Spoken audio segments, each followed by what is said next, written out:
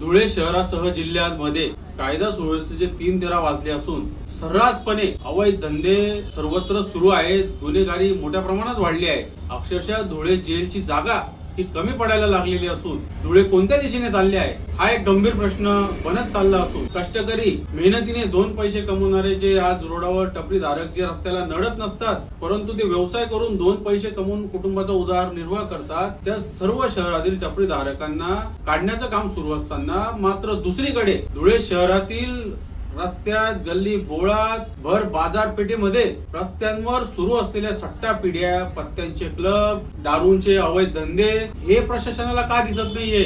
कष्टकऱ्यांना लाच आणि अवैध धंदे करणाऱ्यांना दहीभात ही कोणती भूमिका? या भूमिकेचा निषेध म्हणून धुळे शहराची वाढती गुन्हेगारी आणि सर्रासपणे सुरू असलेले अवैध धंदे या संदर्भात आम्ही आयजींना देखील 2दा निवेदन दिले नाशिक येथे जाऊन, परंतु त्यानंतर अवैध धंदे बंद होण्याऐवजी मोठ्या प्रमाणात वाढल्याचे दिसून येते आहे.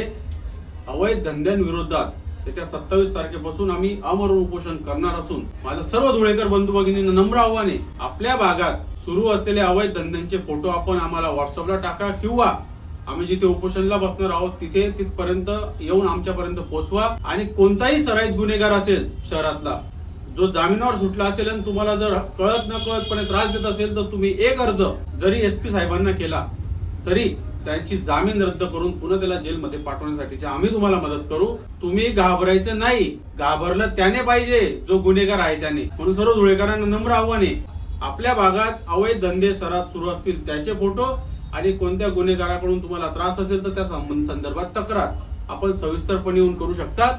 माझं सर्व धुळेकरांना पुनश्च आव्हान आहे की या उपोषणाला 27 तारखेपासून सुरू होणाऱ्या आमरण उपोषणाला आपण सर्वांनी मोठ्या संख्येने सहभागी व्हा. धन्यवाद. जय हिंद, जय महाराष्ट्र, जय शिवराय.